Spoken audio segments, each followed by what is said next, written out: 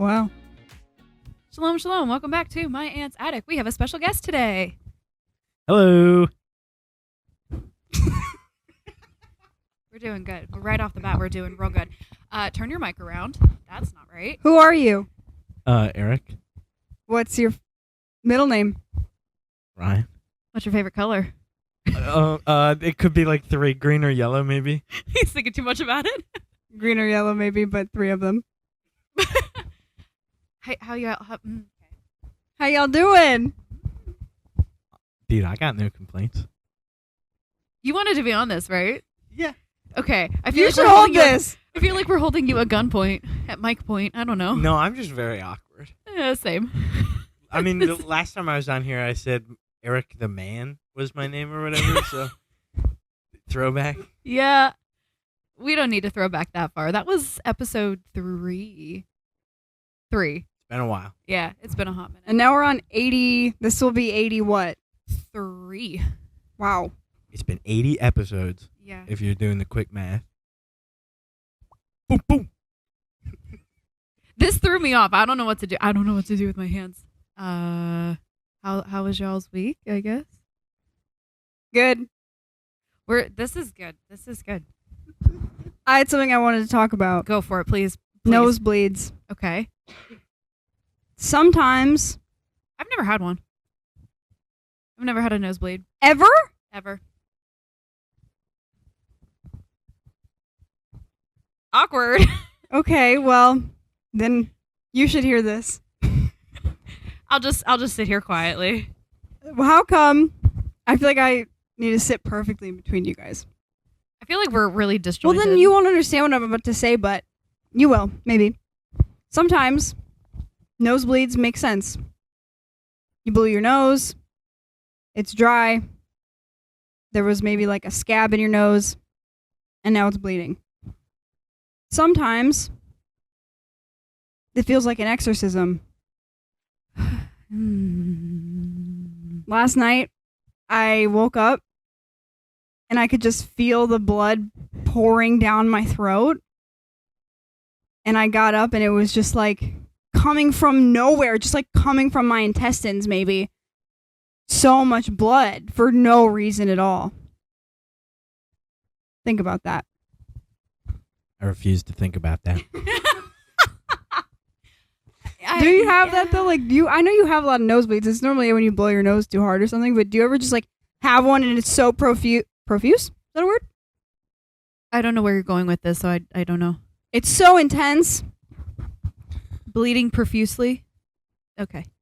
Yeah, no, I've never had, like, I mean, I understand, like, you know, when you can, like, feel it going down your throat or whatever, but the exorcism comment, I don't know about that one. I mean, there's been times when I'm sick and I'm blowing my nose so much that there is like the speckling of blood maybe, but I've never... Spotting. A spotting of blood. Implantation.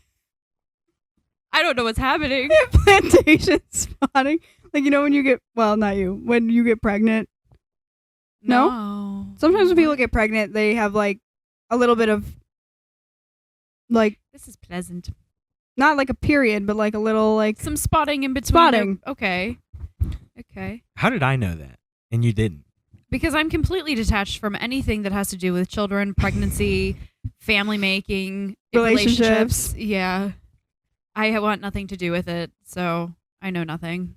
And I'm kind of fine with that. I'm fine with that. But no, I've had like some spotting and everything if I'm really in your sick, nose. But I've never had profuse bleeding where I've felt it drain in the back of my throat or it's come out my nose. My brother used to get them a lot, and I would just stand there and be like, ew, gross. It's awful. I'm certainly sure of that. Well, probably. last night, so this was at like midnight. I woke up with a really bad nosebleed. And so when I was a kid, I like didn't know what to do, but now I know what to do. And what I do is I just literally shove a tissue up there and like go about my day and then come back to it later. And it's usually stopped by then. Is it like hanging out your face? The tissue? Yeah. Yeah. Ew. You just like wad like a corner of it up into like a little nostril-shaped Ew. lump, and then you shove it up your... We used to use tampons sometimes, like up our nose. I mean, that's the That works classic too. You gotta she's be the careful, though. man. That's the she's the man move. You got to make sure it's like a light or like a regular, because if it's too big, you like stretch your nostril out. So one time, You got to be a little bit closer. okay, like my mouth almost touching it. Perfect. No, one time at Boy Scout camp, we were playing Gaga ball, and I basically stepped on the ball, and it like destroyed my ankle. But anyway, so I was taking like ibuprofen multiple times all day. So it was like thinning my blood for like a week. So then I got a bloody nose, and they had to like jam tampons up there, but they were huge. And I have large nostrils anyway, but these were huge tampons. Sorry, whoever's tampons those were. I don't know what that says about you, but Hold the phone. Back it up. Gaga ball? yeah, you don't know about Gaga Don't ball? look at me like I'm a freak of nature for not knowing what Gaga ball. So you have like an octagonal shape. It's like a wall, right? Okay.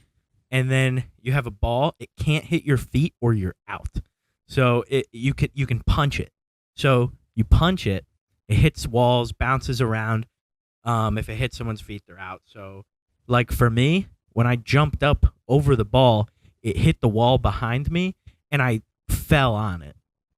So Okay. that's basically it. You just want to be like the last person standing. Okay. Don't look at me like I'm some kind of freak for not Well, knowing these things. You people I come remember from I an odd... learned about it when I was like 16, maybe. Because I went to one of my sister's field days at school, and it's really hard. We used to play Nukem. You know what Nukem is? No. Over top of a volleyball net, you just basically you're just passing it back and forth, not hitting it like a volleyball, but just throwing it over. And if it hits the floor next to you, the person closest, you're out. If you catch the ball, you get another person from your team back in, and then just your last person standing. That was kind of our go-to gym game. Ew! Ew. Ew. Ew. I mean, ew. Get that nasty away Ow. from me. Nosebleed? Anyway. Can I have No, a thank nosebleed? goodness no. But anyway, I put a tissue up my nose last night, and then I like just kind of hung out for a little bit. What I didn't realize what was happening is there was so much blood coming out of my nose that it just kind of started to like pool up inside my nostril. And when I took it out, it all came out at the same time. So I thought I was going to bleed to death the way that so much blood came out of my face in one moment. But it was just because it had been storing up for a little bit. Anyway, then I put another tissue in there and then another one. And it was maybe 4 tissues later. And then finally it stopped. But for whatever reason, when I was a kid, and I say a kid, I was probably up until I was like 15. When I would get a nosebleed, and every time too, I would have to, at the end of it, hawk to one might say, a giant blood clot out of my throat. Like I would have to, like it would always happen. It would always be there. I'd have to go, and then there'd be a big blood clot of I hope nobody mucus has and blood. emetophobia. That's nasty. Or like a blood thing. But I don't have that issue anymore. But last night I did. When I pulled the last tissue out of my nose, there was like a big, do you call it a loogie even if it comes out of your nose? Sure. A clot.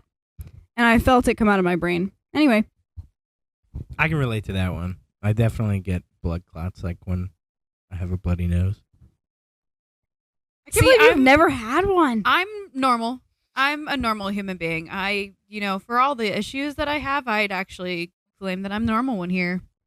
I think that makes you abnormal. Like bloody noses are a pretty regular thing for most people. Let's start a poll for our 4 listeners. I can actually do that. I'll add one. Please do. Do you get bloody noses? Are they a regular 100% thing? yes. You're going to be the only one who says no. Yeah, I've never had a bloody There's so nose. many blood clots in there. Do you just not have, or blood clots, blood vessels. Do you just not have them in there? I don't know. I'm pretty sure I convinced myself not to get wisdom teeth. I have 3 of my 4 Lucky. wisdom teeth, but I convinced myself not to have issues Wait. with them. He's got the one you're missing because he only has one. Hey, which one do you have? He doesn't know. Wait, it's just floating around somewhere in your I body? haven't been to the dentist in a dozen years. Same, bro. Same. That may not be an exaggeration. It's No, literally I been quite at literally- least 10 years. I have not been to the dentist since I was a sophomore in high Yeah. school. You and say dentist? Dentist or orthodontist or anything. Oh no, I mean like you don't say dentist. Oh, you say Dennis. Dentist. Yeah, like no, Dennis, like the name Denn. Dentist. Well, I didn't hit the hard T. I said dentist. Just noting for our listeners. I'm Ohio. Okay? He kind of does a thing where he just like omits letters if he feels like it. So he'll say Dennis, 100 instead of 100, which we discussed that. doesn't make sense. 100. $100. Yeah. I don't do that. I might even add extra letters if I'm feeling spicy. 100. 100. What do you do? 100. No, I'm Oh just kidding. my gosh. No. 100. Well, yeah. Dread. But That's how it's spelled. That's too It's what convoluted. That's how they intended it. That's too convoluted. 100. It's easy. But then you change the order of the letters. I'm You pretty know sure. what? I will also stand by. It's pop. It's pop. It's absolutely pop. It's pop. And also, she says elementary as if she's like British. I hate or it. something. Dude, I hate that's it. like just a central New York thing. Yeah. Is they say elementary. Like, even if you It's go to so- different parts of New York, they don't say elementary. It's so British and it's so localized right here. I Yeah. hate it. It's elementary. Elementary school. There are, like, I understand spelling and everything. Listen, and you don't get a mic on this. You don't get a say in the matter. I don't care. It's definitely elementary. Yeah, it sounds a little hillbilly. Yeah, it's not anyway how it's spelled. But it's correct. Yes. Down on it. Talk into the top of it. I've not the never side. done karaoke. Perfect. Perfect. Perfect. I wink. Perfect. Yeah, you say every letter there? Yeah. Perfect. It makes no sense that it would be elementary. Where is there tree? We have better things to do with our time than spell and sound. Okay, out let me ask everything. you. Let me ask you a quick question. Do you know the word that's is spelled something like this? military. Are you familiar? How do you say that word? Military? I don't think so. That's definitely one of those things that it depends on the context. It's like route and route.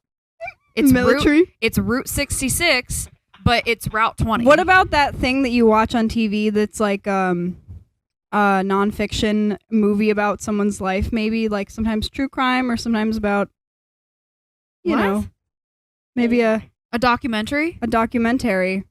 Right. Documentary. Not a documentary. Documentary. It's absolutely a documentary. Documentary. Yeah. Also, you did the thing that I do where I will just like if I mispronounce a word or something like that, I will just lie and tell her it's a regional thing. I love it. I you love remember it. when Daisy, what was that word that she said epitome. Okay, there's actually a linguistic word for that. What? No, there's actually For being wrong? Yeah, No, it's no, no. called dumb. No, there's a linguistic term for that because some people will get words from when they read, and some people will hear it Oh yeah. auditory. When I first saw the word ethereal, I read it as ethereal Yeah. because I had absolutely no idea how to actually pronounce it. But in my head, like when you're sounding something out, it's ethereal. And then I said it out loud to somebody, and they're like, "What are you saying?" And I'm like, "Ethereal." Yeah, and they're like, yeah, "It's ethereal." And I'm like, "I'm so sorry." Epitome. And yeah, my mom actually once said envelope when it was supposed to be envelope. Mm. And it's just one of those things, but context definitely matters. Well, isn't it spelled the same? It's spelled the same, Yeah. but the context completely and totally meant envelop. And she said envelope, and we got a good kick out of it. I've definitely had some of those. Don't remember them now. Anyway. Yeah. It reminds me of the time that that guy came to my door, and I was like, "That's she. I'm me." she. Instead of, we had a whole episode title after, but instead of saying, he was like, "Is Danielle here?"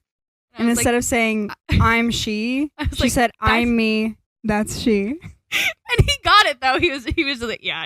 I was like, "Thank you." He's like, "Okay, Don't make me calm try down. again. Calm down. Oh my gosh. Settle down." Embarrassing. But that actually somewhat leads to my next point. Do you What? want to say something? No, my foot cramp. Okay.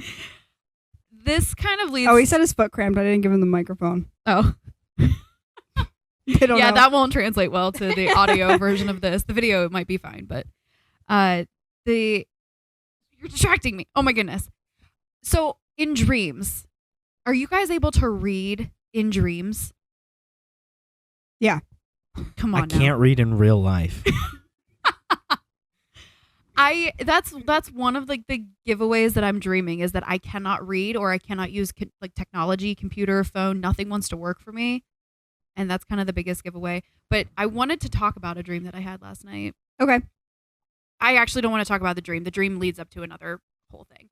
I have to set it up though by saying I had this dream. The situation doesn't matter. All you need to know is I was presented with a prompt to basically interpret and learn this quote and then give a presentation on it, which is exactly, I was editing episode 81 where TikTok hates us.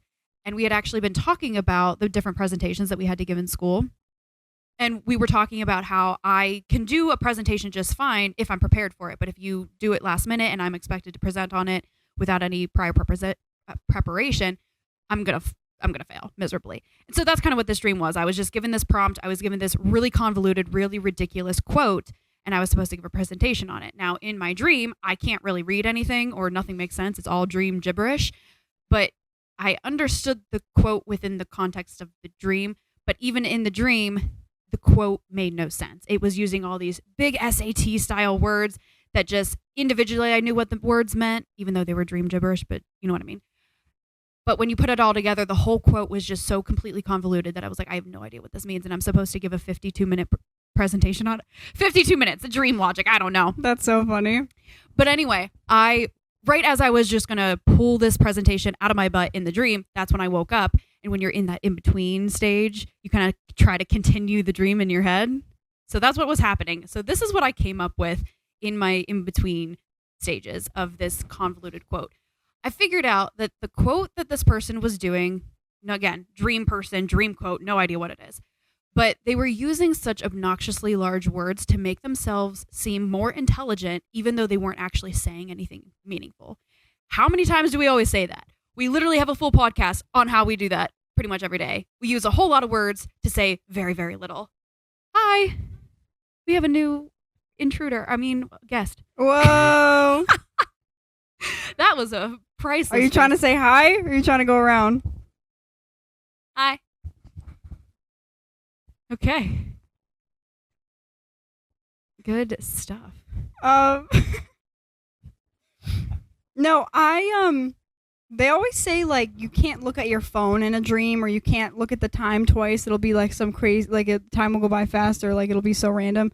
And I think my dreams just want to like prove that wrong because I've definitely been on my phone in a dream and I've looked at a clock twice. Like probably the same day that I learned that fact and I was like, that's dumb, that's wrong. I'm very jealous of that because technology goes so haywire for me in dreams that I cannot stand it. It makes me so frustrated that I cannot do anything because it just never works.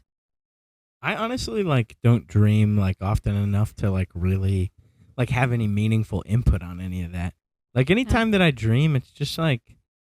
Well, let me just say, I wasn't so much thinking about the dream itself. We have her staring longingly out the window, waiting for who is it now? Sarah. Don't know who that is, but she's like dreamily staring out the window, like should be shot in a movie.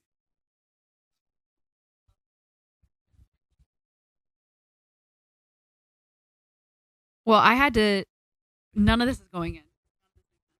You could have cut all this out. I had to walk all the way up the driveway. I did not park in the driveway. It was such. Oh my gosh, it was such a burden. Oh my gosh, I know the sacrifices I make. Anyway, no, the conversation I was thinking though was like less about the. Oh, doorbell. Less about so much the dream, but the concept that people try so hard to impress other people that they don't actually care all that much about. And I'm talking about in real life, because this actually reminded me of this kid in my history and sociology class, that anytime someone would say something, even semi-intelligent, he would take 10 minutes to reiterate the exact same thing, but using big SAT words to make himself seem more intelligent. It's like, say whatever you got to say, but at least add to the conversation rather than just reiterating everything. Hi. Hi, Sarah.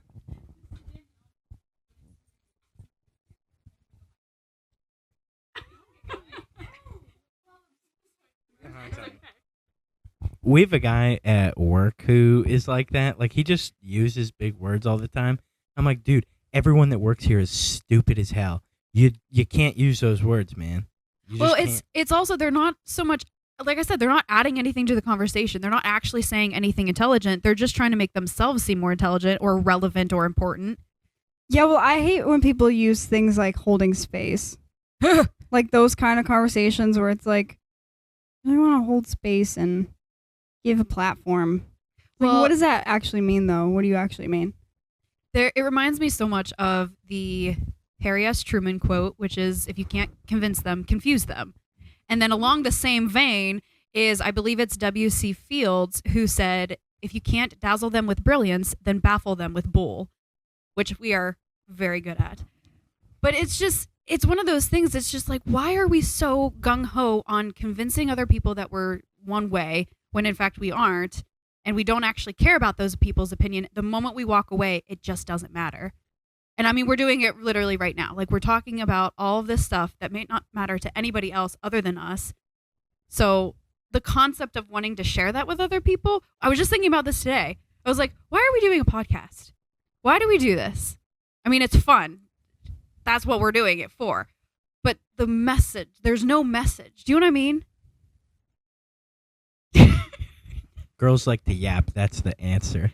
This gives Yeah. an excuse for that, right?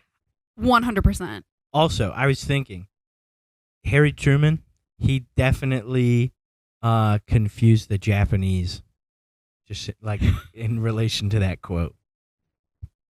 What? I don't know. I don't know.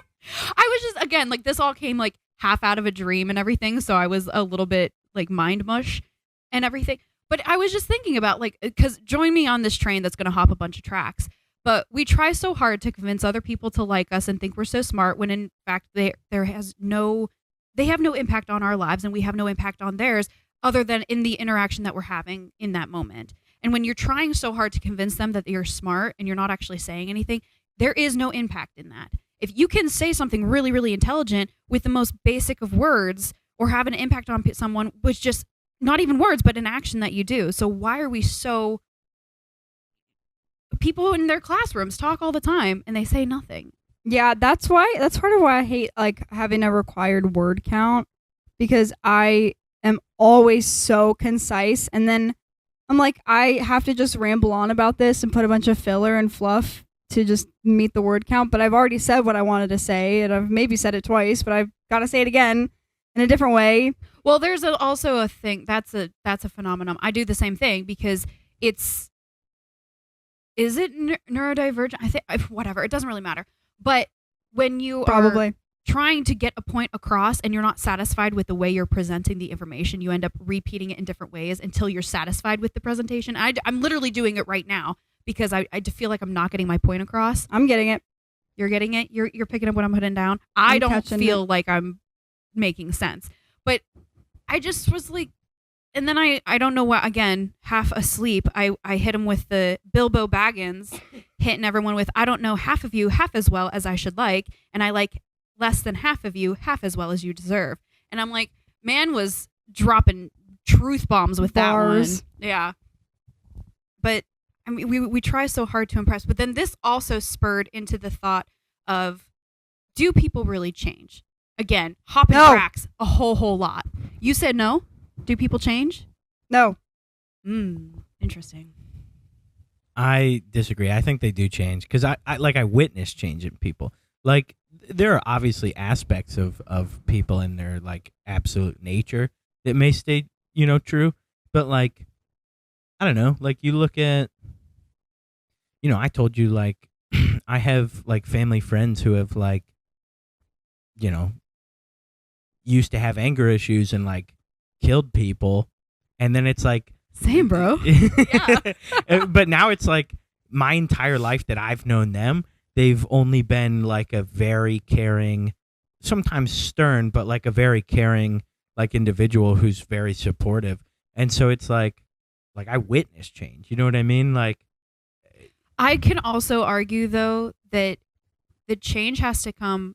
It's not what people want from the internal externally. It's always, well, I shouldn't say always, but it's nearly almost always externally to internally. Something in your external needs to change before you're presented with the opportunity to change something about yourself. Because that's what we were talking about it last week about how drastically I've changed from when I was middle school, high school to where I'm now. But that's because I also have 430 miles worth of change. I have a whole new set of people that I'm around. I have an entire new career that I work with. That all of those external factors created such a large dramatic change that I had to internally almost change to adapt with that. Now, if people are stuck in their same environment, habitually doing the same, reactions to, reoccurring situations in a static environment, that's not setting you up for change. And so when people are like, you know what, it's the new year, I'm going to, whole new me, that's not a thing. That's why it never actually works, because you're not changing enough to force you to actually change anything about yourself. Does that make sense? But I didn't know you before I moved up here, so you didn't know me when I lived down there, so you wouldn't see the great change in me, which also led to me thinking, before I knew you were going to be here, throw me totally off. I was going to interview Mary Grace and like, what are some changes? Because you've always lived here. Well, that's not true, but you've lived here for a while now, so you're pretty established in this. I've lived here for 18 years. No, 19. So you're pretty well established, but have you noticed anything drastically changing in your life, even though nothing in your surrounding, your external, has changed dramatically? This is really funny because yesterday and you dodged this question, by the way, somehow. I don't remember how you didn't end up answering it, but I was like, it was my birthday yesterday, and so I was like, what's been like my biggest, because he was saying about how we've known each other now for 8 years. It'll be 8 years. What did you say? I don't remember what you said. I like asked him like, what's the biggest way that I've changed? Like, what's been my like character arc? Like, what's been my biggest journey? I don't. Oh, he said I stand up for myself more now. Yeah, at first he was just like, I answered that. She was lying and everything. I don't remember I don't remember if there was anything else. That you I stand up for myself more. Okay. I think that's it though. Well, that probably came with changes in your environment or the people around you and situations going on. Maybe. I feel like I've just kind of realized that I can just ask. It's kind of like what we were talking about last week about like being considerate and like self-aware. And I've kind of realized that everybody around me is totally unaware of themselves. So I've been like, I can kind of tap into this a little bit. Like I can find a little bit of a balance just for my own self-benefit. I can like ask for what I need more and like be a little less, I don't know, take up space. I don't know what they say. Take up more space and be loud and like, I don't know, just stand up for what I want. Because typically, like the other night, we went to Chili's, and I hate doing this because I hate making people's lives harder, but they were like mashed potatoes, and they were like loaded mashed potatoes, and we're like, there is probably bacon on it. And Eric was like, well, you can just ask them for no bacon. And I'm like, yeah, but I don't want to ask for like an extra, like I don't want to make the life harder of this freaking waiter or the chef or whatever. It's like, it's not a big deal. Then they don't have to put it on. It'll make their lives easier, actually. So I'm like, okay, like, can I have the potatoes without the bacon? And it was fine, and it was great, and I got my potatoes. And I did ask for them, and normally I wouldn't have. I feel like learning how to... That's one of the things. I was just flipping through TikTok, and someone said, like, I will never complain about an order at a restaurant. I will never send food back. And I'm like, that is one of the most basic things about going out, is you're going out of your way to get food that you cannot prepare at home, so you want it the way you want it when you're paying money for it. There is an expectation that you're going to pay money for what you want, and if you're not getting what you want, then you should be asking for the corrections made. I mean, of course, you need to be nice about it, and oh my God, I can't believe. Don't freak out. People are human. I've never done that before. I think people who freak out about it need to never go out in their lives ever again. But no, like if someone gives bacon on a potato, you say, hey, I'm sorry, I'm a vegetarian. This doesn't work for me. Please get me a new potato. Yeah, my mom freaks out on people sometimes. I don't like your mom. Oh, that's terrifying. She's gotten a lot better. Shout out, Mom. But she used to be really bad. My mom does the thing where, the waitress comes over. Okay, are you guys ready? Hey, what do you recommend? And what's this like? And is this? And I'm like, just That order is something. stressful. Just don't give them the third degree. It's not. They're not in an interview right now. They just want to do their job. Don't make it. Yeah, I don't like that either. Yeah.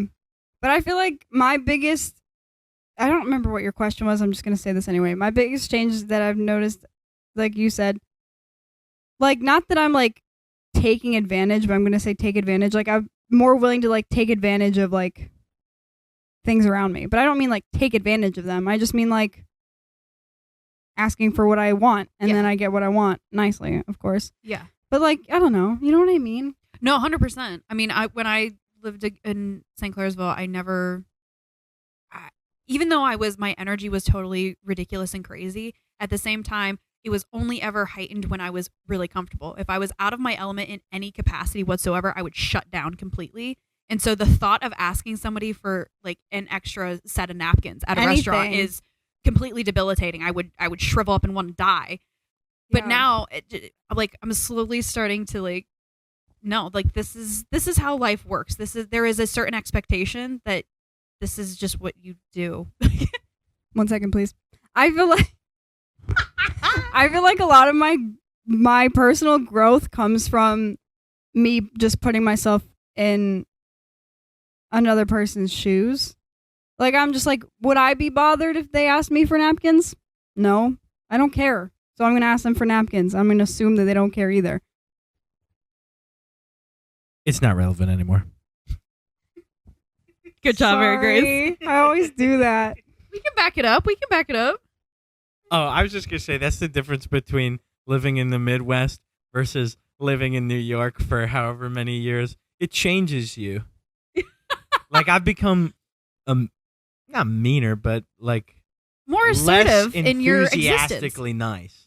Yeah. No, I feel like I agree with you where it's like you're trying so hard not to be an inconvenience, but my buddy, he was telling me the other day that like you try so hard to not be an inconvenience that it's becoming an inconvenience. Well, that's just it. I was just thinking, it was like you try so hard not to step on other people's toes that you lay down and become a doormat for them. Did you make that up? I literally just came. That's probably been said before, but that was amazing. Well, I'm just thinking. I'm like, when back then I was like, I would do anything in my power not to inconvenience anyone in any way, to the point where it was debilitating toward me as well. And I'm like, why do I deserve to suffer just for people to go about their lives as if I don't exist? I do exist, and I deserve to exist in a way that is comfortable, at least, as long as it's not harming other people. Obviously, you're not going to get away with hurting other people to make your life more comfortable, which unfortunately so many people do. But no, absolutely correct. It's just like, now living here, also you have to learn how to be a little bit more assertive in your existence, because you'll end up dead if not. Like, they're not messing around up here. Like, especially driving and stuff, you have to be offensive. That when you're driving. I do have an issue with that. I get afraid. I don't want to, because people will just put their cars on the line for a spot in the freaking You have to, or you'll never get where the you're zipper going. merge, and it's just like, Yeah. I like my car. No, I also have to kind of what you said is like, if it wouldn't bother me, why would it bother them? Well, I think about it the kind of the same way, that I don't bother caring what other people think about me, simply because, and this was the foundation of a majority of my change, was that I had to recognize that we've talked about it before, that sometimes you're just not going to like people for absolutely literally no other reason than just vibes. I just don't like that person. Never even met him. Just don't like them. And if I simply just don't like people for no reason at all, people are just not going to like me for no reason at all. And that's fine. That's perfectly fine. And the moment that I accepted that was the moment I was able to kind of let go of other people's standards for me and the need to please everybody. And then I was able to be more of myself rather than changing myself to fit other people's expectations. I can actually live more as myself than to twist and turn and Did you hear about the let them thing? I don't know if you call it a technique. The let them technique or whatever it is. Sorry, what? Did you hear about that? No. It's just like, let them. Like, oh, I'm worried they're not going to like me. Let them. Yeah. Well, it's Elise Myers, do it scared. I'm like, that blew my mind, opened up so many doors. Just like, yeah, there's no reason not to do something, even though it kind of sucks and you're going to be scared, but at least you did it. And I have 100%, there are so many more regrets that I have of not doing something than doing something and be, oh, that didn't turn out the way I wanted it to. It's always, oh, I should have done this. I should have done that. You know? So just do it. Just do it. So why do you think my hair is blonde? Because it's blonde. Okay. Your beard is blonde. Your hair is blonde. His hair, look in the camera. Okay. His hair is so dark. Except for the fact that we are in a monstrously dark room. Also, my beard is like red and brown, and the mustache is blonde. I'll give you that, but that's it. No, you're blonde. No. Overall, you are blonde. My You would be categorized, go to a salon, get the No, categorizations, she's crazy. and you are blonde. Look at this. It's like brown That's with red blonde. highlights, Nah. and then the mustache is blonde and red on the edges, and then the beard is blonde. It's red a and dark. brown. It's a But dark, it's- dark blonde. I'm not saying No, it's not a dark, but Dude, it's not black brown. hair is just dark blonde. I just, dude, if you think about it, I hate everybody. dude, everything's just the dark version of the lighter version. I did bro. get my hair done though. You didn't notice. I don't have glasses on. I did get my hair done. I've not and seen her in it's- 2 years. This is more my natural color. It's a little bit darker at the top because the way the stain was on my natural roots compared to what the blonde was, but this is my natural hair color mostly. And guess what? Blonde. MG, what do you have to say about that accusation that you're a horrible friend for not noticing? The leaps and bounds that were just made are astronomical. Well, the light is coming in this way, and I'm sitting behind her a little bit, so I honestly can't really see it Blonde. because it's in the shadow. Blonde. A. B. Do you think she's blonde? Oh my good lord. Busting out the glasses. No. Light brown. Light brown. All right, it's official. This guest is no longer here. We're gonna invite my hairstylist to come in because we busted out the book. We went over shades. Invite your hairstylist. Wait, is she gonna say that I'm a ginger? No, I am. Is she blind? Listen, it goes from level like from 1 to 10, right? 10 is blonde. 1 is black, of the blackest of night, basically. So what are blue. you? I'm a level 8. Okay, I'm can see that. I'm a between a level 7 and 8. What do you think I am? 3? 2? No, probably like between a 4. Oh wow. 3 and 4 maybe. All right. But yeah, I'm between a 7 and 8. Okay. 6 light brown doesn't even start until a level 6. I'm like a full step away from brown. Like I'm not saying it's not dark blonde, but I'm not classified as brown yet. So Okay. I mean, I do feel like you did admit that you were blonde a couple episodes ago. I'm pretty sure I put it in the intro of the video. I did admit that I was blonde. You're correct. Absolutely. Oh no, brunette. Sorry, Sure. I twisted my tongue. No, I was just saying things to appease you because you're just annoying and wrong. Whatever. But on What was your question that you had for me? I'm sorry, I totally forgot it. About No, living here. my Did I general- answer it? Yeah, sort of. Okay. Just like, do you see any kind of leaps and bounds of just changes in you? Because, like I said, I was thinking that, I think a lot of change within a person has to come from first external changes to give you an So because opportunity. Just been here my whole life. Yeah, that and I I was haven't also changed? I was thinking to myself, like, what is a personality? People can give you kind of these different adjectives to encompass your personality, but you change depending on your environment and who you're with and the situation. So you are never the same person in any environment that you're in. You are in. You win. That was so powerful till the end. Totally flubbed that one. Yeah. But your personality is not static enough. I could say, oh, this person is this, and this, but that's only in the situations that I have seen them in around me. Put them with someone else in a different situation, they could be a whole different set of adjectives. So what is a person's static personality? And I just don't think anybody actually has a personality. They just So we're have all a just set like- of reactions to a certain Whoa. situation. So we're all just mirrors. Yeah. Yeah. I think you have kind of habitual reactions to types of situations, but it's always, you're never going to be confronted with the same situation twice, so you're never going to react twice in the same exact way. Maybe it's very similar, maybe there's kind of a pattern to things, but to be able to hit the nail on the head with one specific adjective, this person is this specific thing, I don't think so. Oh. So we're This just all like came gray from blobs. This all came from a nonsense dream that I woke up and was half awake to take some notes. I love on. when I have those, though. I feel so cool the rest of the day. Oh, I had a freaking terrible birthday. I'm sorry to hear that. I thought I was going to get fired from my job. I didn't. You worked on your birthday? No. What? Wait, okay. Story time. Just some kid at my job got fired who I never thought they would have fired, and he was Your like... friend? A friend of No, yours? no. Oh, okay. Then I Well, don't care. friendish.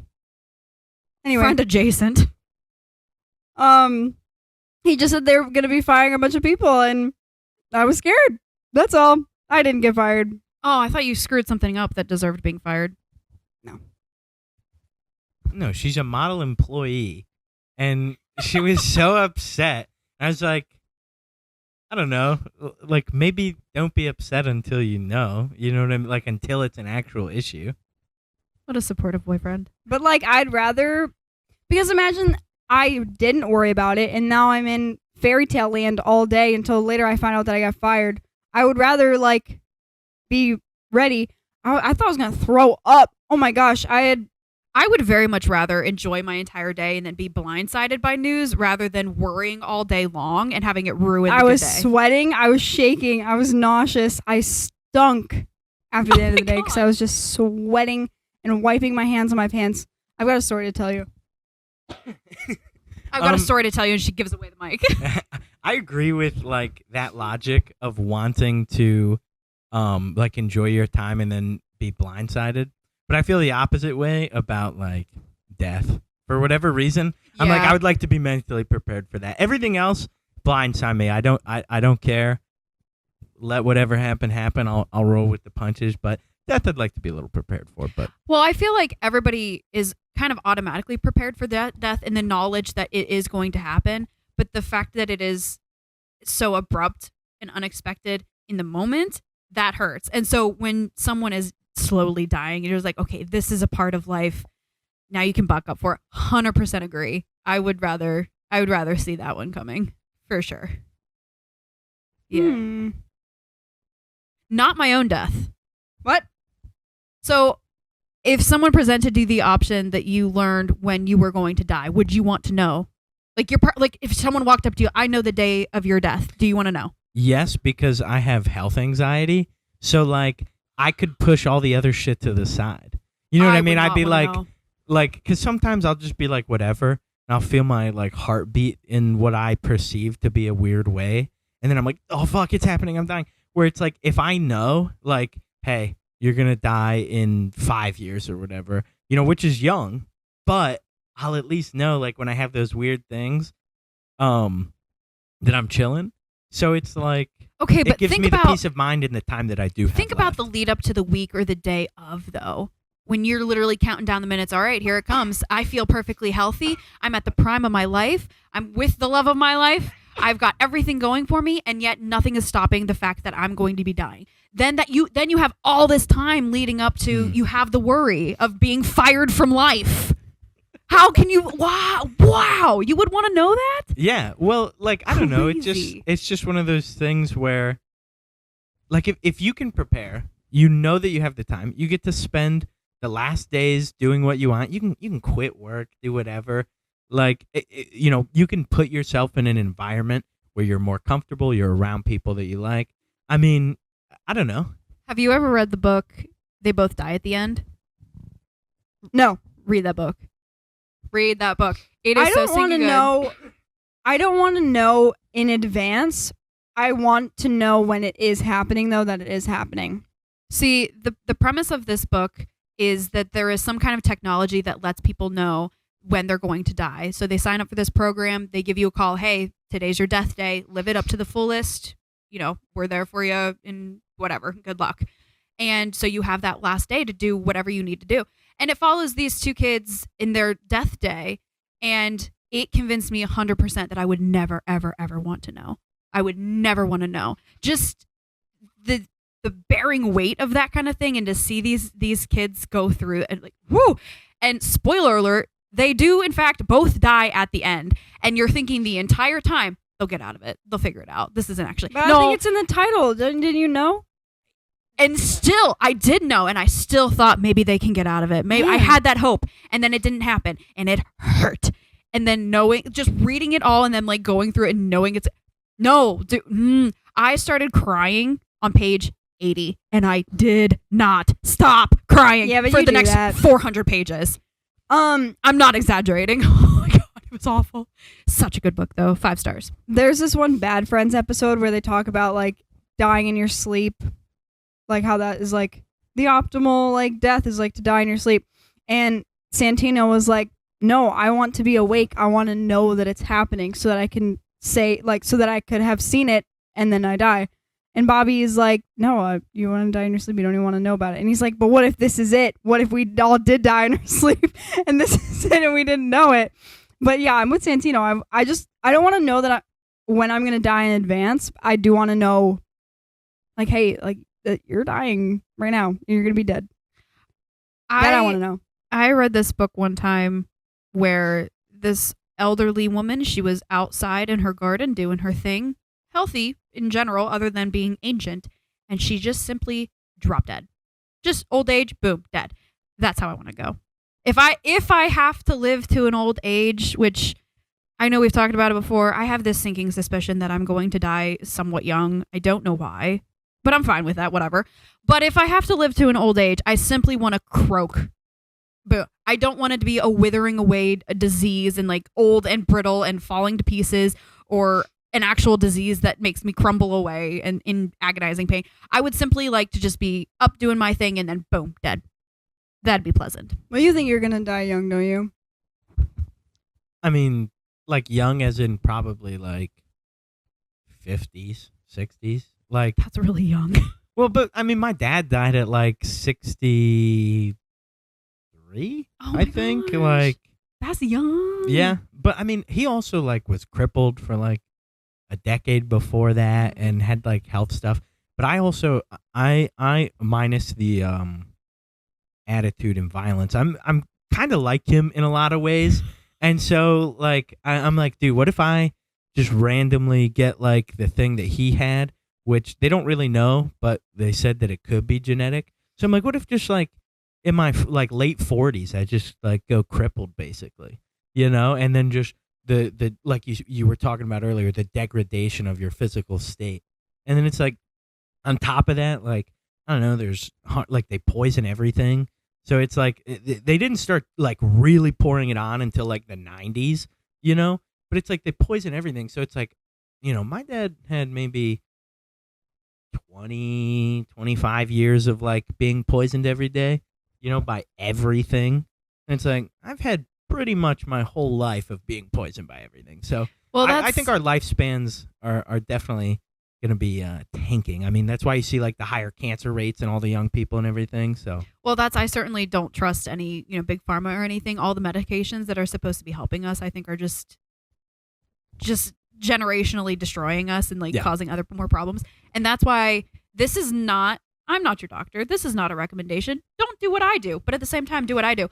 I refuse to go to the doctor unless I'm quite literally dying, because I don't want someone putting into my head, you have this wrong with you, you have this wrong. Because the moment you get into your head, this is a problem, your body will follow that. It is truly a mind over matter kind of thing. I have a ton of different things wrong with me, but I do not let it get so much into my head that it affects my body. I'm like, I tell myself, hey, this is just a part of life. You got to get up. You got to go do it. I'll complain while I do it, but I'm going to get it done.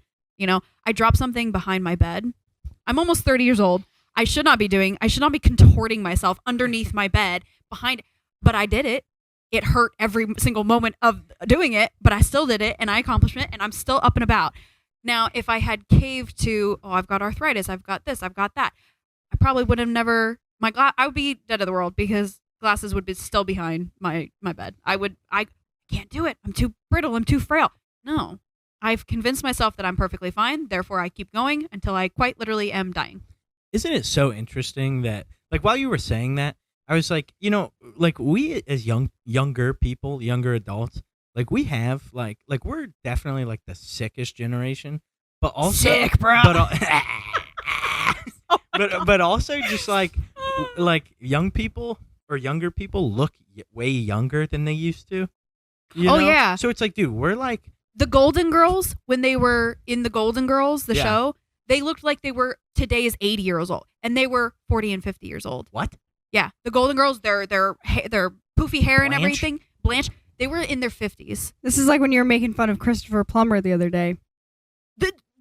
He looks ancient. I go, he was For 30 35. You years go, old, he looked- was 35? Yeah, he looked ancient. Yeah. No, That's that's probably cigarettes. no, talking to the top. absolutely. Well, I feel like. Well, you can always Okay. adjust the levels and everything. Oh, can you hear me right now? Yeah. Okay. Just talk directly into the top of it. Yeah. Okay. But no, just I like- feel like it's switched. Like Gen X, I feel like looks, I guess technically young. I think my parents technically look young for their age. They're right around 60s and everything. My parents, I think, look young for that age. Whereas, like I said, Blanche, the Golden Girls and everything looked like they were in the today's considered 80s. And then millennials, I think, look younger than what they are. I've been seeing a lot of millennials that are like 30s into 40s, and I'm like, you look like you're maybe 27, 28. It's all the preservatives. They're preserving us But then from the inside out. yeah. But then what is it? Gen Z and Gen Alpha or whatever look Yep. way too old. They look Mm. like they're in high school when they're in elementary school. Elementary school, sorry. So I think like it just again it's your external environment and like what they're promoting and everything. And right now they're promoting overaged everything basically. It feels like, whereas our generation I feel like had pretty to their age stuff. That was smart. That sounded smart. Okay. She's not trying to use big words to sound smart. Yeah. No. Not today. I like words, but not today.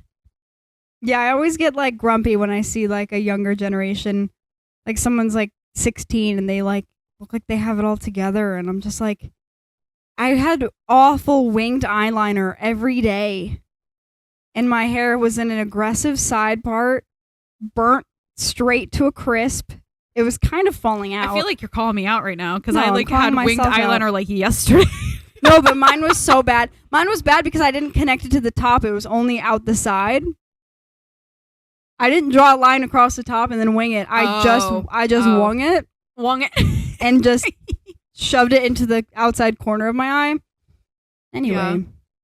No, that definitely makes me things have- grumpy. Well, it makes me grumpy now still because I'm like, you're 23. I'm 23. And No. I look, The thing that's fill in the blank, the folks. thing that really blows my mind is age relativity, time relativity. Because when people, I mean, like, we are in the year of our Lord 2025, which means there are people old enough to rent cars that were born in the 2000s. Make that make sense? What? I was born in 2000. Just turned 25. I can rent a car now. Anybody born in 2000 anything is an infant. You are a fetus. I'm a grown man. And that blows my mind. I cannot wrap my head around that. I was in fact born in the 1900s. The 20th century? Yeah. You were born in the late 20th century. I was born in the late 20th century, folks. Eek. Yeah. Can I tell a story? I want your opinion. You're going to get it. Sure. Okay. I already know your opinion. Okay, so for class, I had to make a radio ad. And it could be either 30 or 60 seconds. And the prompt was to make a radio ad about a local business. But my school's in Cortland. And so he said local to Cortland. And I stayed after class and I was like, is it okay if I don't do Cortland? Like, I don't live here. And he's like, oh, do it about Ace, because he knows I work at Ace. He's like, do one about Ace. What kind of, like, do they have, like, some sort of deals going on? Like, what do they got going on? I'm like, probably birdseed. I don't know. Anyway. The past few weeks we've been learning about, like, sound effects and music and how, like, it creates, like, you're able to imagine something just based on the sound effects. Like, it's crazy how fast, like, something can send you, like, into, like, a mental universe. Anyway, so that's what I was feeling. I was like feeling creative when I made this ad. So anyway, I made this really dumb ad about birdseed, and I had him and one of my friends voice it, and it's basically like the employee of Ace like picks up the phone and there's like a bird on the other end, like asking about the birdseed deal, and he's like, yeah, we have buy one get one free birdseed, whatever. He's like, oh, you're gonna stop by later? Okay, I'll see you soon. And then it's the sound of the bird hitting the window. He's like, oh shoot, maybe we should open the window. And it's like, come on down to Village Ace Hardware, whatever. Oh my god. So I did sound effects, I did music, I edited it, and everybody else in my class, not that they were bad, like they just did what they were supposed to do, which was literally, come to Doug's Fish Fry for the best fish in town at 243 Oak Street. Come down to Doug's Fish Fry. And that was like the whole ad, right? Which they just advertised the business rather than coming up with a slogan and a skit. Okay. So my professor played some of them in class yesterday. He was like, Mary Grace, are you feeling brave? I was like, no. And he's like, all right, we're going to play yours. I was like, I kind of like took a different direction than everybody else. I don't know if I like did it right. And he loved it so much and everybody loved it so much.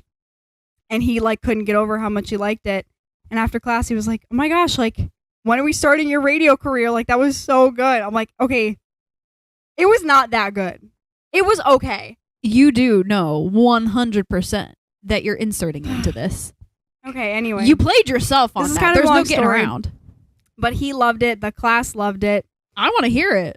Well, that he was hilarious. Like, well, he's like, can you give this to Ace? Like, could you sell it to them? Like, or something? I'm like, I don't even know, like, the deal that I promoted, I don't even know if it's real. They'll make the deal to fix and okay. Fit it, you know?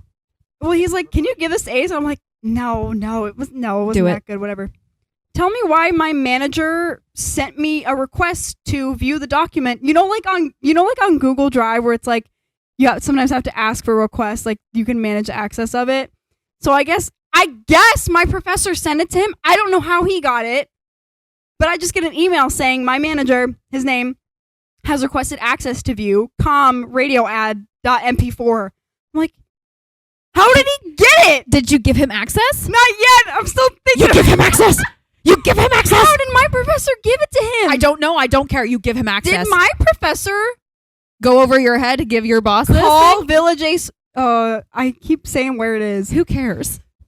Did my professor call the store that I work at or look it up and contact my manager for this radio ad? I love everything about this. Did you want my opinion? I'm so scared. Were you asking for my opinion? What exactly of my opinion? Well, should I? Duh. Yeah. It's not that good. Except it probably is. You're your own worst critic. Shut it. You're putting it in here. You're putting it on Ace. You're putting it on the radio. It's happening. Well, I'm just like, why would you not? You know what I mean? Like, what? Like, why not? This is completely and totally random, but if I don't do it right now, I'm going to forget about it. Oh my gosh. Where did those go from? TikTok Shop got me. Oh, lucky. I don't get to use TikTok Shop anymore. Is this what you sent me a video of that I didn't get to see? I think like they have a bunch. Can I hold one? They've got little feet. The little feet press up. I mean, if you set them forward, is it like feet, a fidget? Sort of. I mean, I find myself stabbing my finger with it all the time. In a good way? Oh. Yeah, it's a pain stim. What are these made of? It's 3D printed. Wow. I have gonks. They're little gonks. And they have little feet that to stand on. I don't want to get up and like show the camera. Maybe later. How fun is that? Did you get a pack of 3? Did they come all together? Or did you order I got them? a pack of 5. 2 of them are at my office. That pink one has nuts. What? Yeah, look at it. Right there. That's the end of its beard. Well, I was just kidding anyway.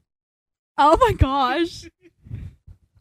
So, I think they're so cute. So I think that my professor stalked my workplace and contacted my manager. Should I be afraid? I don't even know like what to think about this. How like I'm trying to connect the dots here. How did my manager get the ad? Because I don't know, and I don't care. I had only sent it to him. I hadn't even sent it to my coworker who was in it yet. Well, you probably had it in a file that goes like an accumulation for the school.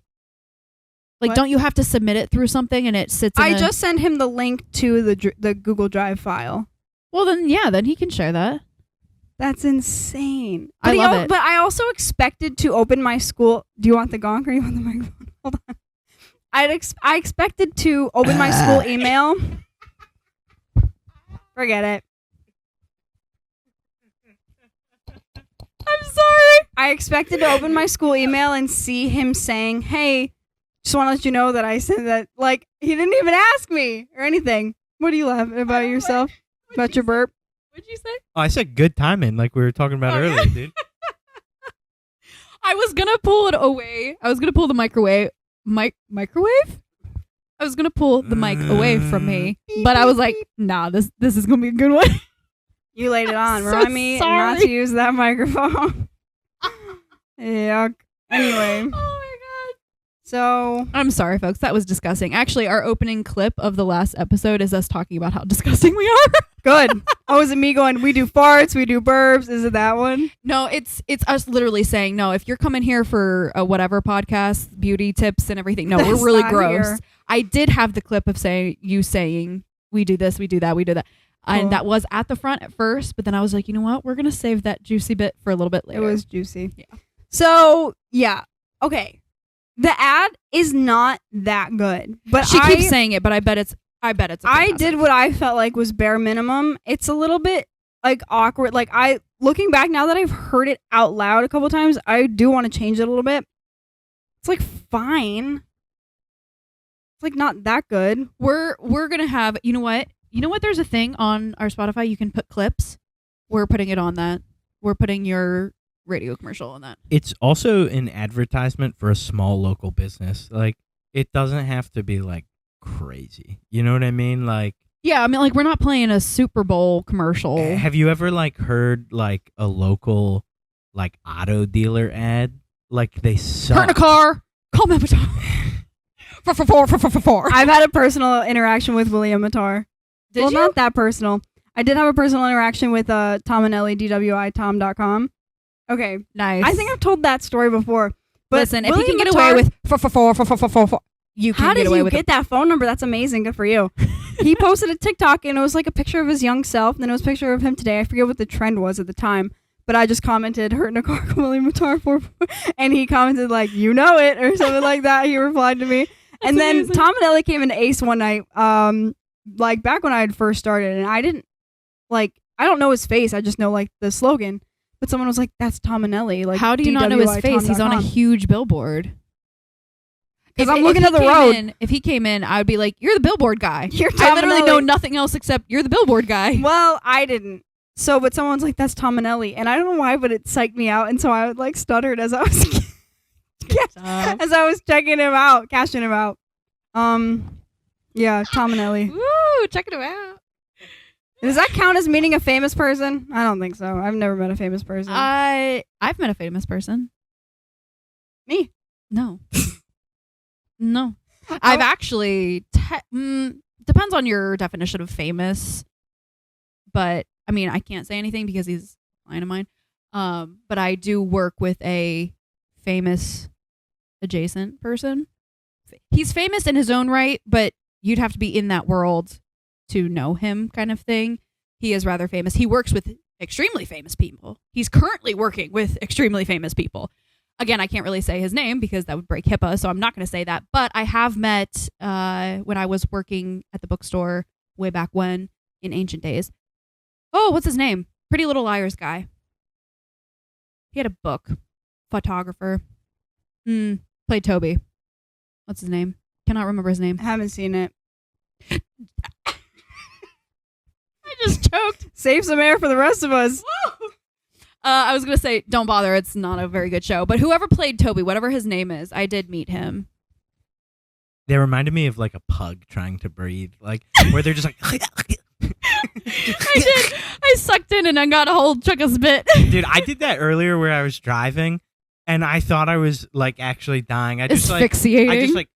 And then it was just like my own spit. Yeah. I was like, I coughed for like 45 seconds. I cannot tell you how many times I've done that thing where you either swallow just a little bit too much and it gets like that and it gets stuck, or it just a little tiny bit goes down the wrong pipe. Not even a full thing. You're not choking, but it just tickles down the wrong pipe, and you just got hack. And I'm like at the kitchen table, like crying, trying to keep myself from hacking all over the dinner table. And I hate it because it's so random. Like, I happened to me the other night. I'm just standing at work in dead silence, and all of a sudden it's just, and I just have to like choke and cough so out of nowhere. It happened to me one time in ASL class, and Rebecca's like, "Are you good?" I'm like, "I swallowed spit." It's suicide, essentially. No, it has happened to me so many times at Sunday dinner that at this point my family knows, just let me walk away, let me hack up a lung, and I'll be back in a minute. Do you know what's something I feel like I experience all the time that's kind of embarrassing that I have never heard anybody else do? Maybe a little kid, but like, you know when you're drinking out of a glass and you kind of like catch the top of the water and you kind of do like a like it kind of creates like a What? I have to just do it and show you. Do you know what I'm talking about? Like, say you're drinking out of water and all of a sudden you just hear like a No, like, do you know how insane I am? yeah. Yeah, you're very well versed in my insanity. But I was brushing my teeth the other day, and I don't know if I was really tired, if I was thinking too much about something else, but I zoned out a long way. So much so, I disassociated from myself to the point where as I'm brushing my teeth, I kind of forgot I was brushing my teeth, and I'm looking at myself in the mirror, and spit and toothpaste starts drooling out of my mouth down my shirt. And I'm watching it happen in the mirror as if the mirror person is someone completely separate from myself. And I'm watching it happen like, why aren't they doing anything about You're it? spooky. And I was like, oh, it's happening to me. You gotta start reading all those books. No, I don't know if it, like I said, I think I was probably just really tired, but I completely disassociated from my own being to the point where I'm watching myself as if I'm a separate person. That's... You kind of are a separate person. You know what I mean? You want to elaborate on that one? No. Good. Okay. Only here on My Aunt's Attic podcast. Oh my god. I am done with this. Tell me if you can't hear me, because I'm certainly done with that. Okay, I guess I'm the You're the monitor on what's this. it called? Omnipotent? You want to try one more time? Omniscient? Well, What's the word? omnipotent means all powerful. Omniscient that. is all knowing. That one. There you go. Omniscient. Good job. Thank you. Very good job. See, this is why I avoid using big words, is because I don't actually know what they mean. Here's not a very big word for you. Fluffy stuffy. Okay. Have you heard of fluffy stuffies? No. I just found them on TikTok. Your stuffed animal? Sort of. I think we should do a live with it. What? Because We fluffy, can't! or not a live, but whatever this is, a recording with it. I think we should do a podcast This with is it. called a podcast. We've been doing Whatever it this for is. 2 years. Not the video one. I'm saying that it's Oh. new to the video, because this fluffy stuffy is apparently this stuffed animal that has fur on it that you have to rip off to get to the actual stuffed animal. I've seen this. And I think it would be hilarious as long as it's not happening in my house.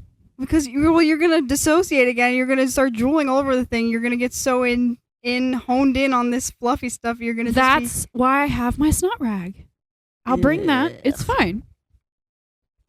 Care to elaborate on snot rag? No. And then I go good again. Remember when we did that before? Dude, it's like a callback or something, bro. Oh my god, that was good. That was good. Oh man. I don't know what This to do is with so myself dumb. now. This is such a goofy episode. Can we do that though? Can we do a fluffy stuffy? I'll watch you. You have to do it. Well, you're gonna do Okay. it with me because the fluff is gonna get everywhere no matter what. So you're like picking apart like an animal? It's the stuffed animal is covered in a fur that you rip off and then get to the It actual. sheds. Yeah, There's you're like helping two it layers, shed. and one of them is loose, and then you put the other one in a bag. You that put is the shaped fur. like No, the you animal. put the fur back in the package that's shaped like the animal, so you have like a little packaged animal, and then you have the actual stuffed animal in the real color of the fur and everything, all said and done. I skin animals, and that sounds icky to me. Well, we can also do that on the podcast if you would like to do that. No. How She cannot boring. ever be present for any of that, because then she's going to have a different view of me. Well, at least it'll be a different view of you. She already thinks I'm a monster, considering I fed her chicken. When did you feed her chicken? I fed you chicken as well, Oh, but you're not a I was vegetarian, going are to you? say, Yeah. No, I my hunt and my trap, and cheesy potatoes. Yeah. They had. you didn't know? I didn't know. Were you vegetarian at the time? I'm a monster. I am sorry. I still feel so bad about that. I still feel so bad about That's that. I crazy, really am bro. sorry. Yeah. I'm over it. I'm not. I'm glad you are. I'm not. I didn't notice, but I think it was early on. Can we talk about Sure. We never actually got around to talking about the Spotify Wrapped issue. Issue? Well, issue for me. How was your Spotify Wrapped? Do you remember? It was good. Mine was not. It was perfect. It was exactly what I expected. All of my top 5 songs were from the same album. 3 of my top 5 songs were simply because Spotify does not know how to shuffle. 100%. Oh. 3 of the 5 songs I couldn't care less Yes. about, and it's just because the mine shuffle issue. always defaults right back to the same songs. You're right. Yeah. Yeah, I was really upset, and so now I can never. I completely discredit anything Spotify Wrapped because of that nonsense. Who uses shuffle? Literally everybody. Dude, I'm constantly just clicking through songs that I want to listen to at the moment. See, I have days worth of music in certain playlists. Same. And so if I ever want to, there is no finding a song. There is only shuffle. The problem is I have 450 songs in this playlist and it plays the same 15 songs. Oh, okay. And I mean that quite literally. I'm listening So to the is same 15 Is there songs. like some sort of like algorithm with it? It's an algorithm issue or something. They It's need just to a bad update. one. You know what? I wish that you could push one foot in and then the other one they would alternate, you know? Ew. No, but like say like that foot stays in and then I push this one and then the other one comes out. You know what I mean? Oh, so instead of it falling, Yeah. have it like be like more Like there was like a button-like. little lever in there or something. That'd be kind of cool. But if you do lean them forward, they will stand on their feet. And then if you tip it Ah, back, they will cute. hunker down into Spotify themselves. is dumb. It I is. ordered an iPod Nano. Wow. What kind of iPod Nano? Green. No. There's several different iPod Nanos. I though. forget what generation it is, but it's the like thin long one with the circle Okay. button. Okay. Right? Very good. Right? Very good. I do, and it's fun. I'm so dumb. I have an MP3 player that is got tons of Panic at the Disco in it, nice. but I just want to move it over because I like my MP3 player, but it's like not that it's touch screen, but like the buttons are like microwave buttons, like they're flat, and you just have to like push it sometimes really Push hard. real good. Yeah. So I'm transitioning to Very an good. iPod Nano. That's exciting. I always wanted like iPods or like Game Boys or anything like that. Like I always thought that stuff was so cool, but I never got any. Loser. I mean, what? I was poor, bro. Broke. I also want to give while we're talking about Spotify though, I do want to give a shout out to Steven Stanley for giving a much needed change of pace in my music. So I appreciate that. I've been needing something like him. But unfortunately, he doesn't have a whole lot of music out, so I'm cycling through the same 10 songs. So hopefully I don't ruin him for me too quickly. Shout out Steven. Good stuff. Good stuff. Also, Mary Grace sent me a little video of how they set up the I Spy scenes. Brilliant. Mind blown. I want those books. I want a full collection of like first edition of I Spy books. That's I loved those things. I don't know how I thought that they made them, but it wasn't what I thought. I thought it was computer generated. You know what I thought, mean? I thought Yeah. it was like a pixel art. You just here, copy and paste in this picture here. No, those Well, I were thought actually there was no way. they're practical sets. They were actual practical sets. Amazing. It makes so sense for the elaborate. time. Yeah. Yeah. Well, So that's cool. how I guess I should have seen it coming, considering that they didn't look AI animated, anything like that. They were all practical sets, and I think that's superb. I'm really excited about that. I want to do something like that. Oh, what's it called? When the sound effects. Yeah, I wanted to do that so bad. That'd be fun. Within your guys' analytical data of the podcast, are you able to see specific users or no? No. That blows. Yeah. That's why we keep encouraging people to comment or do something Yeah. or other. So we can can block specific users. What? You can block specific people. How do you do that if we can't see who they are? Like you look up someone's username and then block them. Just so that they couldn't have listened to it even if they wanted to. Oh, but not like, we see they're listening to Right. us. We don't want. Okay. Right. I see. Well, we're not going to do that. I don't think. Do you guys ever like get comments? Like if someone comments, can you like talk about it within the podcast? We would, but nobody ever comments Word. because we're sad. Gunnar commented one time something about you were asking him for like sleeping tips, Yeah. how to get better sleep, and he commented some tips. I'm going to throw it out there, though. They didn't help very much. I've tried all of them before. Dang. They didn't help. So Gunnar, if you're out there, you suck. What he said. I love you. Love Gunnar. you. Don't know who you are, but love you. Also, I'm literally, it's my list of things I have to, or I'll never think about them. Who's your favorite character? From? Anything. Just a favorite character. Who do you just resonate with? And like, yeah, I like this character. Every single show, movie, comic book, anime, manga, anything that has, it's all gone. Dude, it doesn't. None of it exists right now. You asked me. Oh, adventure time. Here, you answer before me. I gotta think about this. Like evil, good, bad, whatever. I'm thinking. I gotta Just- think. This is such a good question. And now we're gonna sit here in 30 seconds of silence while we think. Well, they think I'll give you guys mine. Because all of my topics that I want to talk about, I already know what I want to talk about because I want to talk about them. And that's why that's on my list. So while you guys think about it, we're going to talk about the joys of Katie from Horton Hears Who. You'll be so displeased to know who voices her. Do you know who voices her? Oh, don't ruin it for me. You're gonna be Don't ruin so it for me. displeased. I know, I'm actually serious. Don't ruin it for me. I've meant to tell you this before too because we've talked Mary about Grace. Katie. Mary Grace. Wait, We've stop, talked about stop. Katie. If you do this, our friendship is over. Our friendship is over. This Okay. podcast is over if you ruin this I'll for me. just say that we've talked about Katie and we've talked about celebrities that we hate for no reason. Oh, no. And she is one of them. I know that you hate her. I also hate her. Do not Wait say a who it second. is. You I will think be- I already know. I was looking at the credits. Do you know? Probably. Okay. Well, I didn't tell you. But I was very displeased to find out who voiced her. This is one of those moments that I have to separate the person from the works. Who is it? You want me to say? I think I already saw. I was looking at the Joey King? not who I thought. I'm okay with that. You are. See, I don't like her acting. But her as a person is fine. It's when I don't like a person as a person, it's her acting I don't like. I'm not a huge fan. But her voicing that was totally fine. Okay, no, that didn't ruin it for me. But you didn't know that? I probably did. Again, I looked at the credits, but I don't know if I associated Katie with Joey King. I don't know. I love that movie. I'm obsessed with it. I just watched it the other night. It's so good. I was sitting, I was just like, yeah, I don't want to read anymore. I don't have TV. There's not a hockey game on I want to watch. Let's just watch Horton Hears a Who. And I did, quite literally. Was it last Such a night? good 2 nights movie. ago? Love it. Absolutely adore it. And yes, Katie is everything I aspire to be. She is perfect. The we are here is like a vocal stem in my house. I don't know why, but my mom does it all the time. Katie too. is a vocal sim.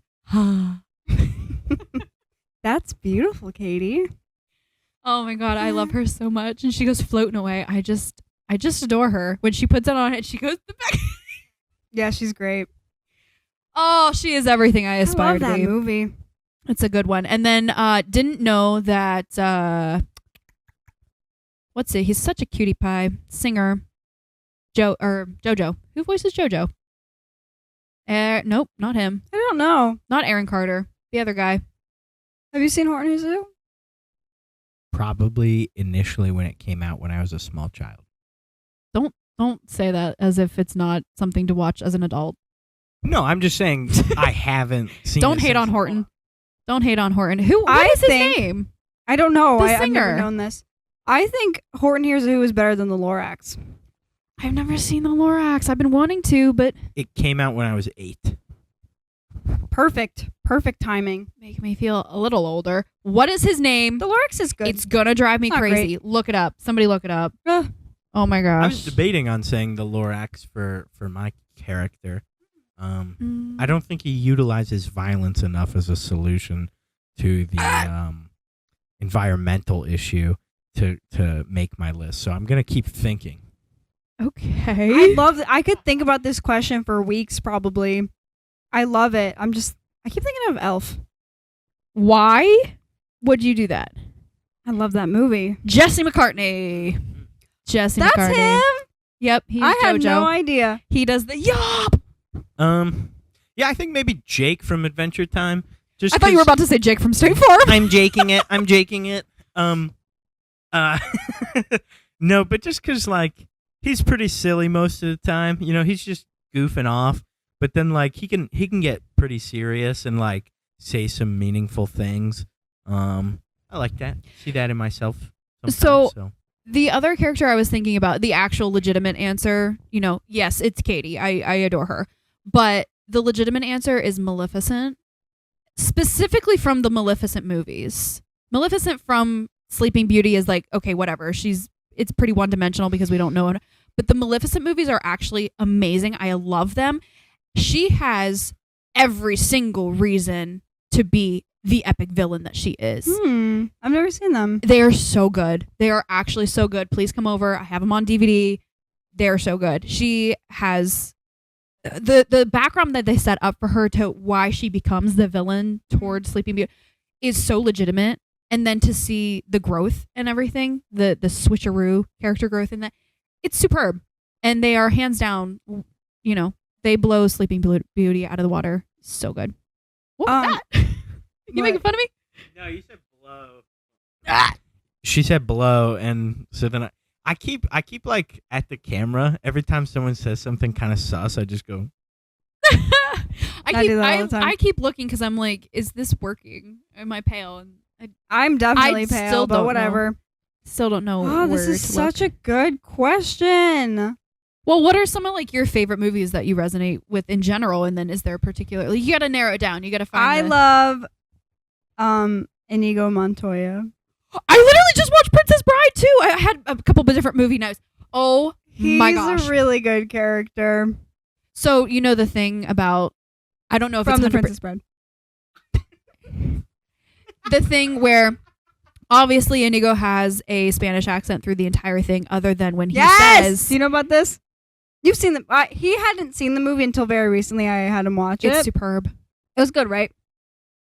It was very good, but I had drama around that movie, so. Yes.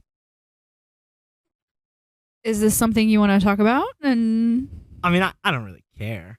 I mean, basically, I had a very close friend who this was like his favorite movie, and he died, and I just didn't feel comfortable watching it like without him because he wanted me to watch it. I never got around to watching it with him, so like I felt like really weird doing that. So that's all basically. well, now it's you got over that hurdle, right? And so now you can actually watch it in memoriam for him. And I like that though. That I'm sorry, that sucks. It's chill, bro. All right. Well, now that you have seen it and you have seen how spectacular it is, the scene, you know, Inigo Montoya is a Spaniard who is after revenge for to get his father's killer, and the actual actor. I don't know his name. I know his name. It's just one of those moments that I pressured myself into remembering it, and then I made myself forget it. It's okay. We can come back to it. I remember this. Okay. Yeah. So he has a Spaniard accent the entire time, other than when he delivers the line, "I want my father back, you son of a bitch." And he meant that from the heart because his father had just died. So, I love Matilda. bro, those pancakes.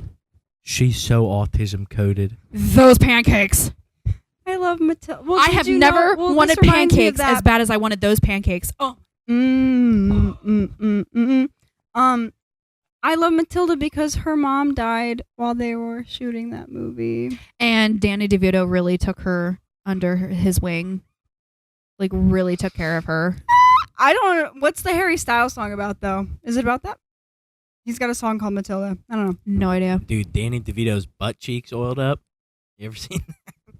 Pardon? Yeah, you know from like It's Always Sunny in Philadelphia? No. He like comes out of a couch completely nude. Wink. Anyway, so I saw this other thing. You like No. Seinfeld, right?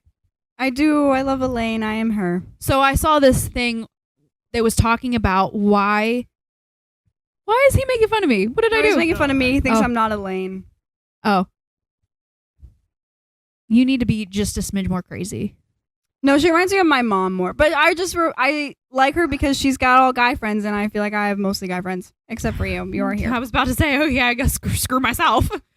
But I saw this thing that was talking about how the show was so successful, and it's because it completely rewrote what a sitcom was in that time, and it turned everything on its head. It really emphasized the stupid mundanity of life, rather than most sitcoms are talking about family and love and relationships and you know, a really heartfelt, deep message and comfort and caring. This one was just like, no, life sucks, and then you die basically, and this is how we're gonna get through it. And it's just like an entire episode of trying to find your car or trying to find your keys. Well, I love it because it feels so relevant still, even though it's like 30 years old now. Yeah. No, it's because it really latched on to the mundanity of life, and that is consistent no matter where and when. I have a professor that wrote a book about Seinfeld that I've been meaning to look into. It's on Amazon. His name is Paul Ares, if you want to. That's not a book I have any interest in reading. That sounds so boring. I just love girl characters that have guy friends, like Bean from Disenchantment. I love Mose from Ned's Declassified.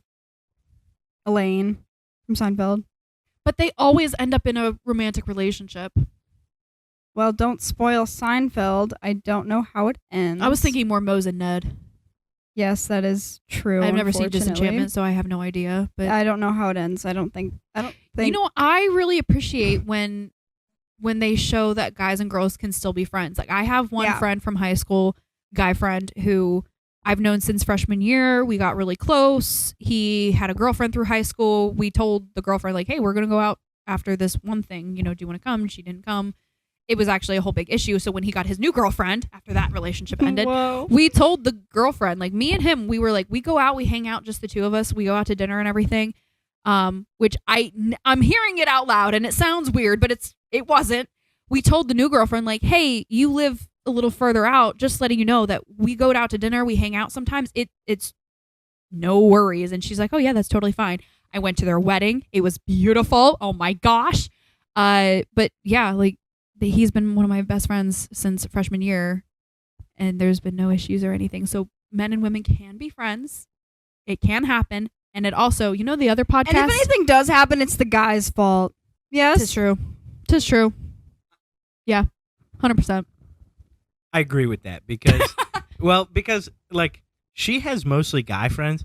I have mostly girlfriends. Like I have a bunch of guy friends too, but like I mostly interact with just like women, and it's like pretty easy to not like cross boundaries, you know? But like every single one of them's like, you're like my only guy friend who hasn't tried to fuck me. And we've been friends for like 4 years. And I'm like, yeah, because it's like easy because we're just friends. Yeah. That's all. So it's definitely probably like 90% of the time is dudes crossing boundaries. Yeah. I personally never got the suspicion that my friend ever liked me in anything more than a friend-like capacity, but it's also because I was not coded to understand relationships. So maybe I was missing things. If he ever hears this, don't take it the wrong way. This sounds terrible, but I would never. No, this sounds terrible. And again, I'd never picked up on this, but my grandma said that when we were hanging out at my graduation party, I was sitting next to him, and my grandma apparently saw us sitting next to each other, and she said that he looked at me like he was in love with me.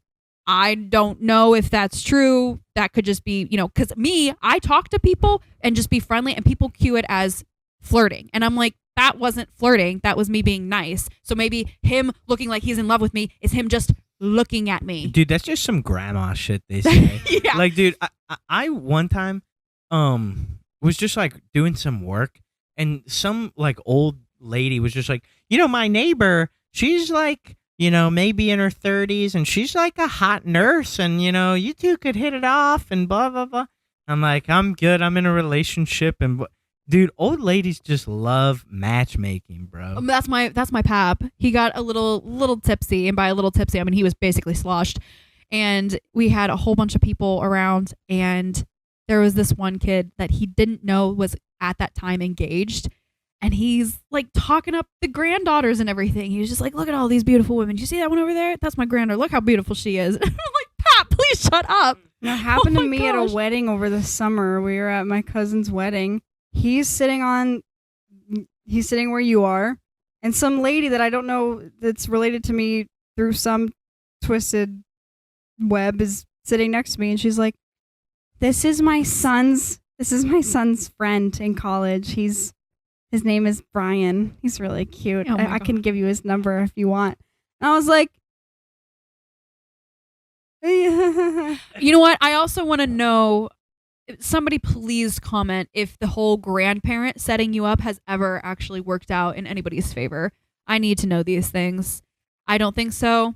Please prove me wrong. You want to know what's so funny is, so my cousin Maria, who owns the gelato shop, you've met her, and she's like, I don't know, maybe 35.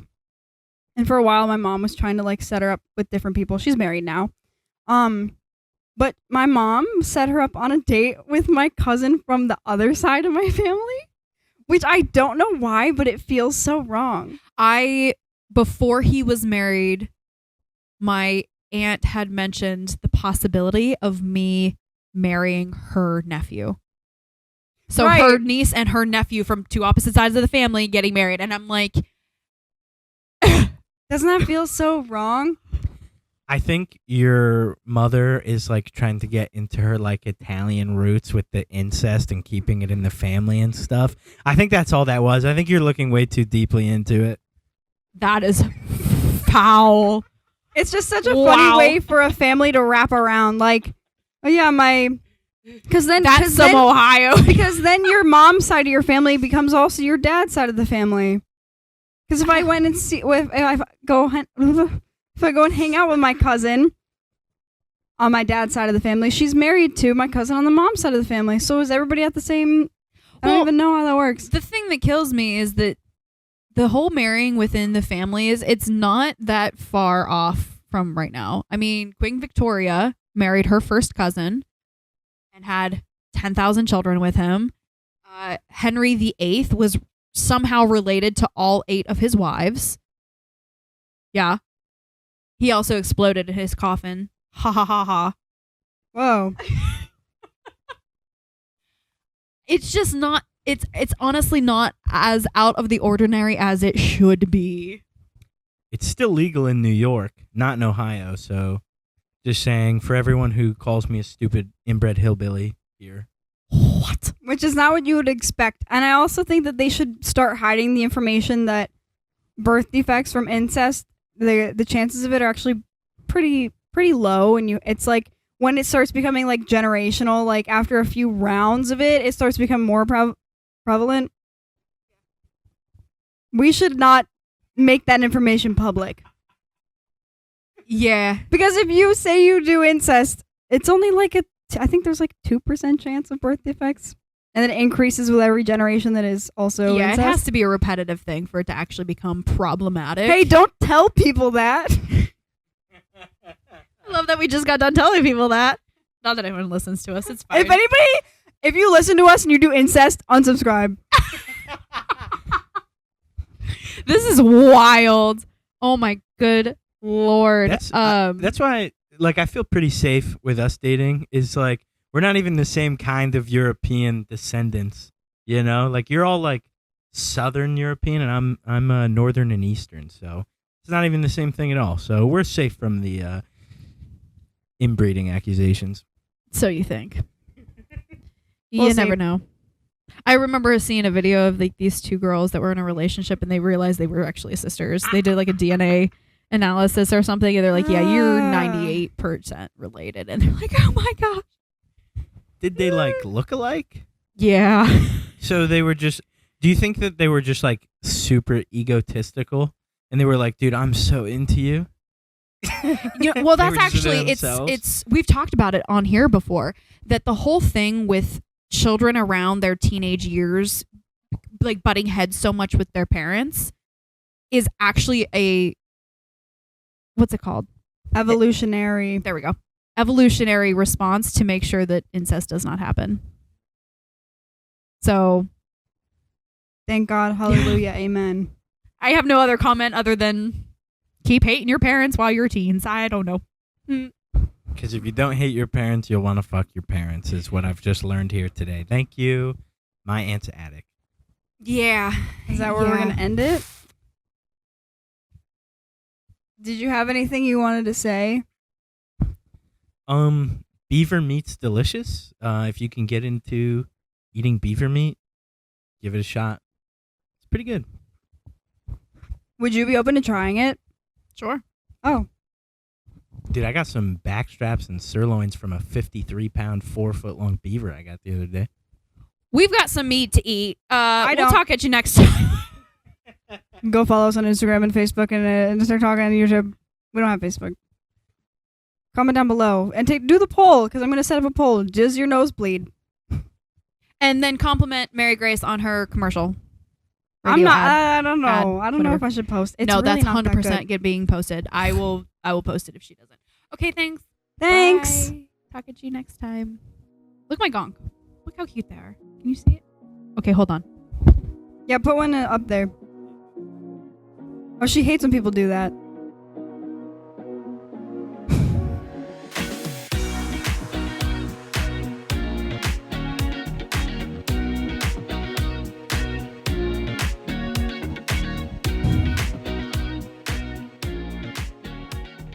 It's on the side. Yep. Wow. Oh, way to transition it. And they were roommates.